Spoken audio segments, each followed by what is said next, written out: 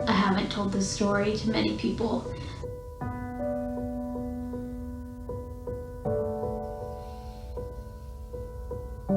What I'm going to tell you is very vulnerable and personal, but I just felt like God was telling me that I needed to share this because it might help.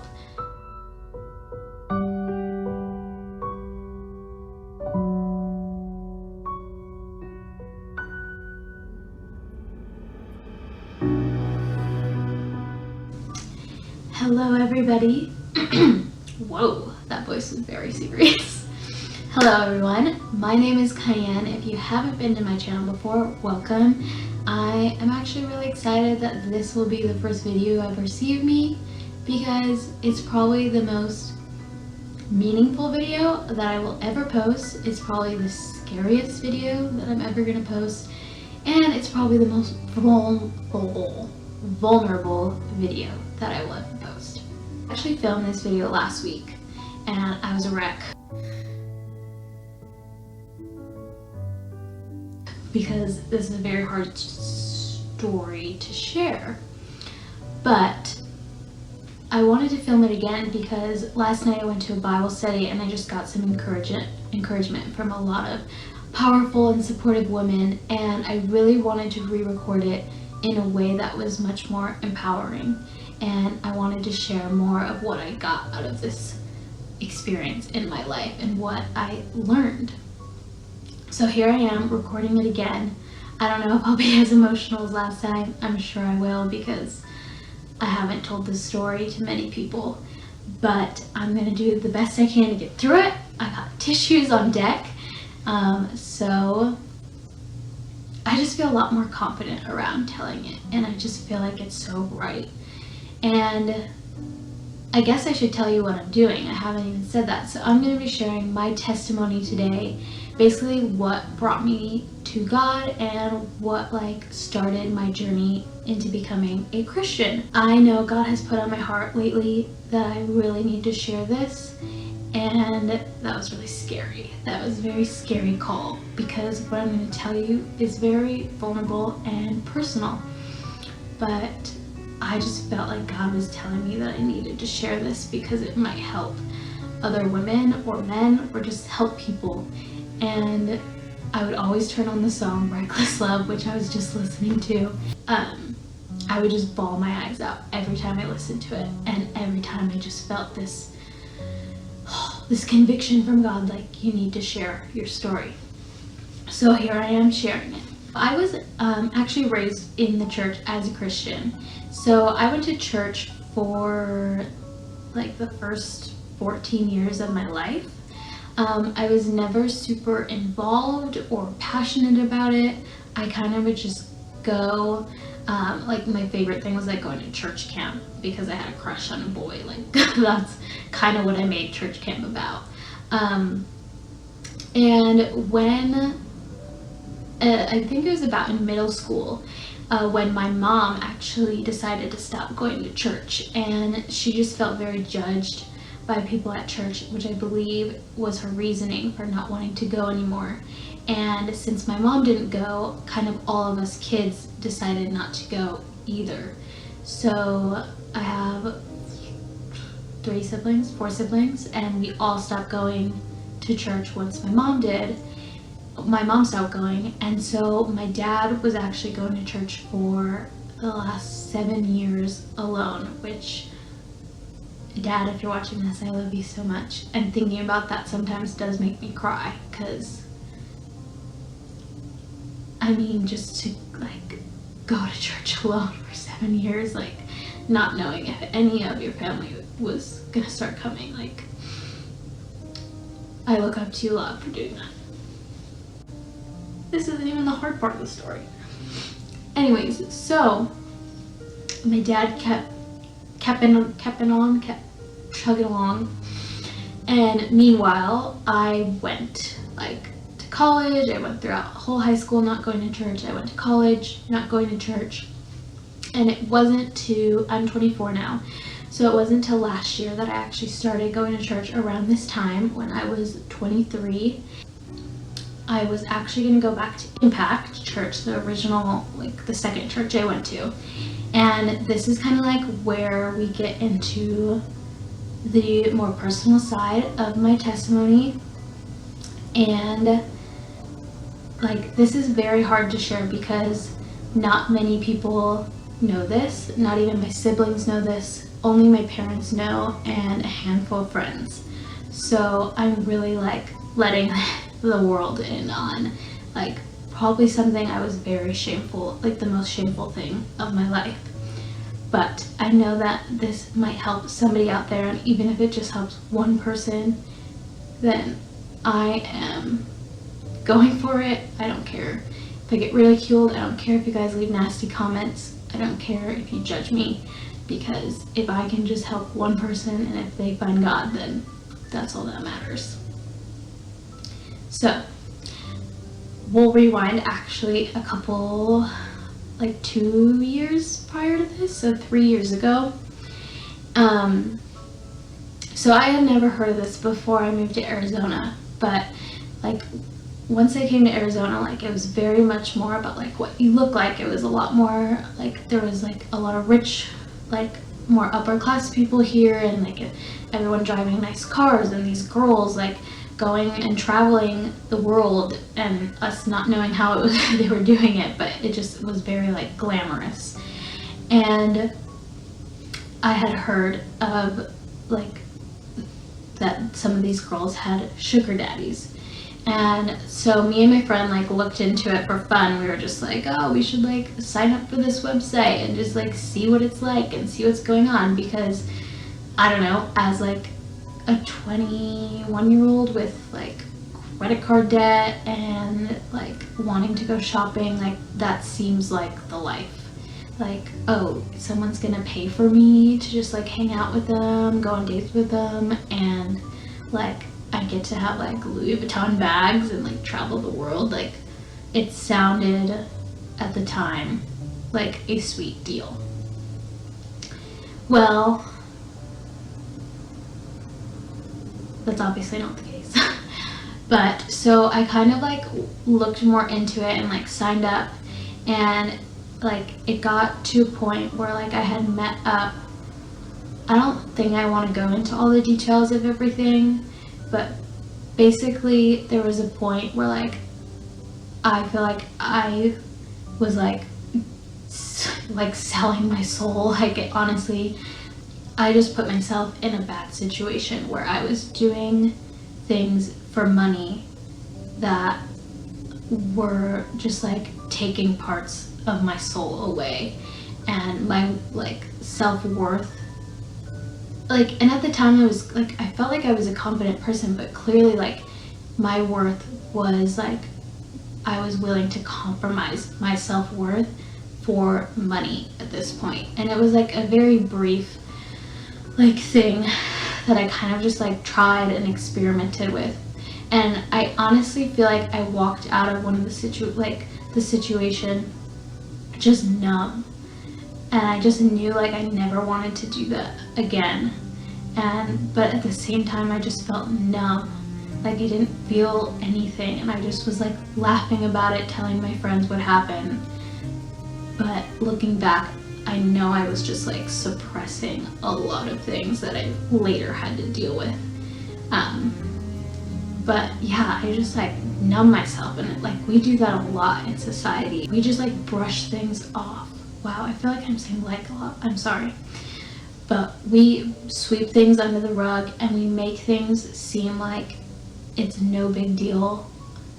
Because, I mean, honestly, like we have Tinder now, like Hinge or whatever the new dating apps is, and like people are going on there having one night stands all the time. And, you know, maybe they're not getting paid for it, but we are like giving ourselves away to people all the time and not batting an eye and acting like sex doesn't mean anything. And that's exactly where I was at a couple years ago. Like literally I told myself that sex didn't mean anything, clearly. But yeah, I'm not gonna go into all the details about it, but I think from what I've said, you can kind of gauge the situation. Anyways, so fast forward to me getting back from Chicago. I had like a boyfriend in between this, and like I hadn't gone on the website at all or like done anything at all for like a year. And for like randomly, this guy had texted me who I had like originally talked to from the website. He texted me and like asked if I wanted to like meet up with him and just like grab drinks and like just chat and see if we get along. So I agreed, and we like set plans for Saturday night. We had a time, we had a place, and that was that. So Saturday rolls around and I haven't heard anything from him all day, and I just felt like he wasn't gonna like show up. I just felt like he wasn't gonna show up, and I got ready, and then I just sat in bed in my pajamas. It was like 30 minutes, then 15 minutes before we were supposed to meet up, and then like he just never said anything. And at that moment I was like, I'm done. I'm done. I'm done. Like, I deleted my profile, I deleted and blocked anyone, like any of the few guys that I had their numbers from that site. Like, I just like was like, I am never doing this again. And so that was a Saturday night. And then the next morning I went to Impact Church, and I'm sitting in church alone. The preacher is talking about a prostitute in the Bible. And I mean, I went to church for 14 years and I had never ever heard of a preacher like talking about a prostitute ever during church, like ever. And I was just like, holy crap. And he was just saying, he was telling a story about her. I believe her name started with an R. I should actually have done a little more research before I made this. But she actually like helped Jesus like by hiding him or hiding somebody else in the Bible when like other people wouldn't help. And he was just saying how like even people who make mistakes can like be God's greatest soldiers. And he was just like praising this woman who he called like one of God's greatest like soldiers and followers, and she was like a prostitute. I mean, at this point, maybe that's something you would call me. To me, I don't feel like it was like that's true of me. Like, I don't believe that. I wasn't doing it for a living or anything, or more than like 1 or 2 times. You know, I just like related to that story, and he even made a joke like, oh, if there's any like prostitutes in the building, like raise your hand, because he would always do like raise your hand stuff or like tell your neighbor stuff like as a joke. And everyone was laughing, and I was just sitting there like, I mean, me.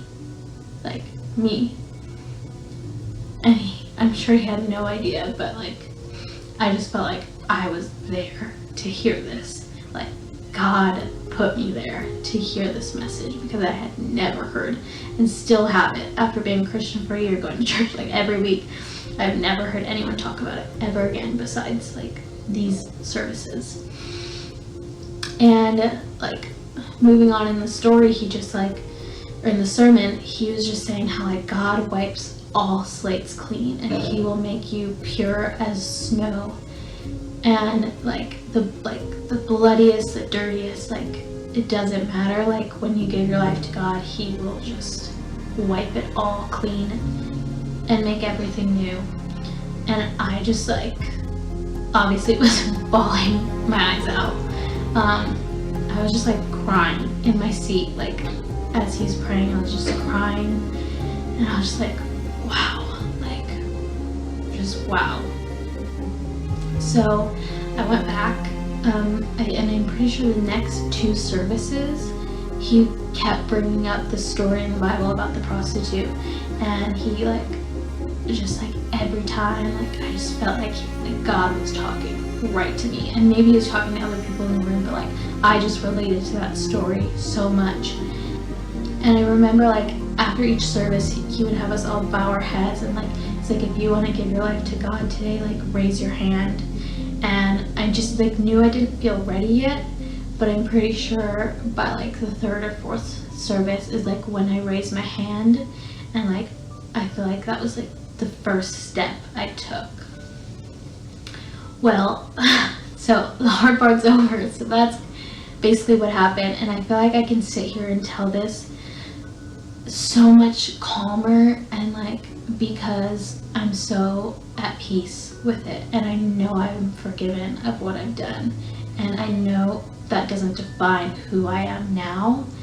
Even though I don't know you guys, like, I hope you can see that that's not the person I am now. And even if it is, like, there's nothing wrong with it, and we should all love each other anyways, like, because people get, like, are lost. Like, I was clearly lost when I was doing that, like, when I was so desperate for money that I would, like, give myself away, and I was, like, willing to do that. Like, I was clearly lost, and I had never been somebody like that. Like, I never, like, slept around. I, like, never, like, talked to a lot of guys. I was always in long-term relationships, so it was just, like, very not true to myself.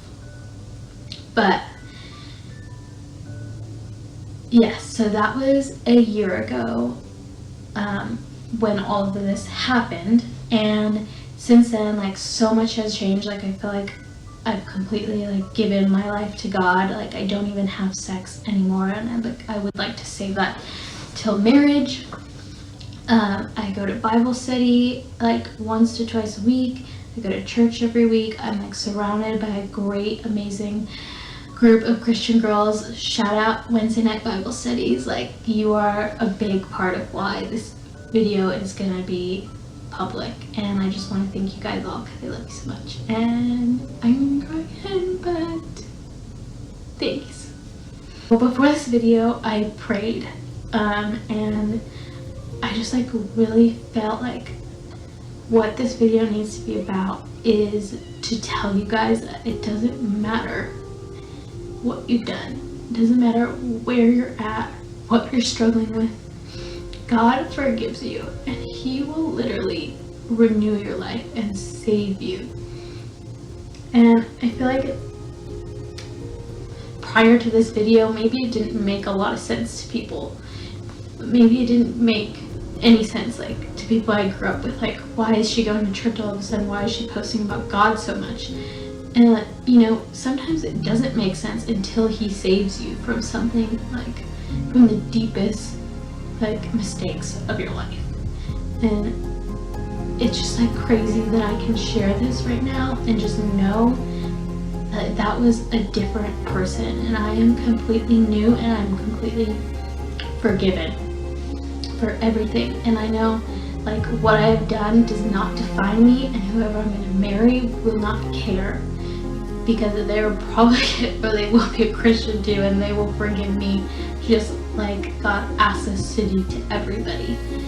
And, like, since then, my self-worth has, like, just skyrocketed, and I, like, demand, like, the highest quality when it comes to relationships and treatment. Like, I just, like, will not stand for anything less than I deserve.